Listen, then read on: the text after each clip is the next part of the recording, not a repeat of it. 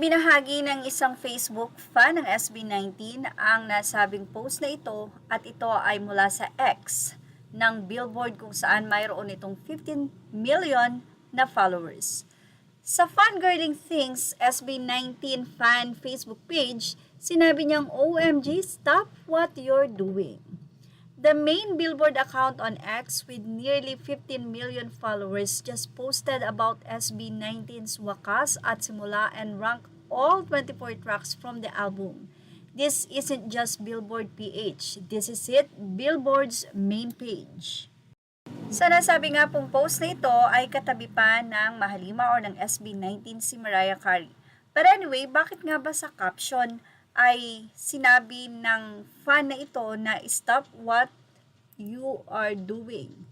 So, ano bang ibig sabihin nila? Parang hindi po kasi in-update ito ni Billboard Philippines kung saan ito po ay sa main account mismo at yan 14.9 million ang followers pero tila hindi ito in-update ng Billboard Philippines. Since sigurado na alam nila ito, sinabi tuloy ng mga fans, narito po. Say nila, hayaan nyo na dito sa Pinas, aim more na lang sa global recognition. Dito media sa atin ay bias din. Sa international, mas na-appreciate talent nila at impact na binibigay nila. Ilang beses na ata silang na-feature dyan sa BB Main. Asa na ang Billboard PH? Focus daw ang BBH or BBPH sa local artist lang, ang SB pang international na. Kaya naman, eto po ang naging say ng isang fan. Yun lang, napag-iwanan na sila ng SB. Okay na rin yan, at least SB19 nasa main Billboard at BB Japan. Let's go! Ay, gusto ko to. Anyway, congratulations again, SB19. Samantala, isang problematic na fans naman ang nanawagan. Mula kay Miriel Lorraine Vino Ake. Pwede po kayang pumunta sa SMDC na walang ticket? As in sa labas lang.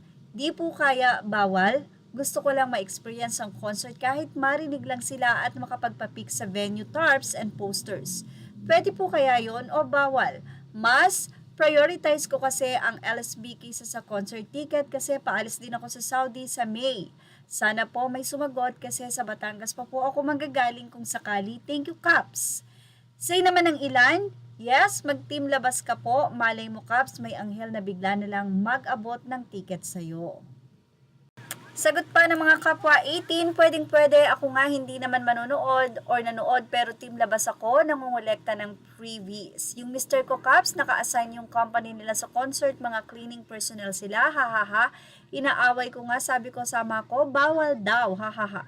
Yes, mag-team labas ka po, malay mo Caps, may anghel na bigla nilang mag-abot ng ticket sa'yo. Say niya, nakakataba naman ng puso Caps ang reply mo. Narito pa ang naging komento ng ilang fans. Pwede naman po, sana po makamit kayo ng mamimigay ng tics para makapasok din kayo. Madami pong nagtitim labas. Last year sa Philippine Arena, ang daming nawala ng ticket kasi yung iba naiwan sa bahay, yung iba naman nawala nila kung saan. Pero ang daming extra ticket yung ibang 18 kaya nakapanood pa rin. Maghanap ka ng mga sponsor doon, Caps. Malay mo, makapasok ka dahil may magbigay sa'yo ng extra tics.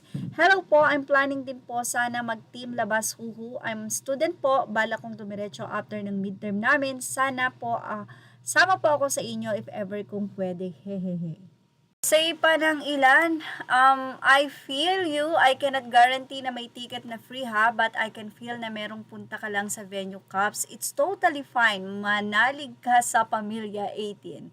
Yes, push, wala namang rules about that. You can also stay somewhere na maririnig mo ang boses nila. Gawa po kayo ng signage, asking for free tics, baka po may magbigay. Mag-team labas ka lang po, ako na magsasabi na baka may mag-provide.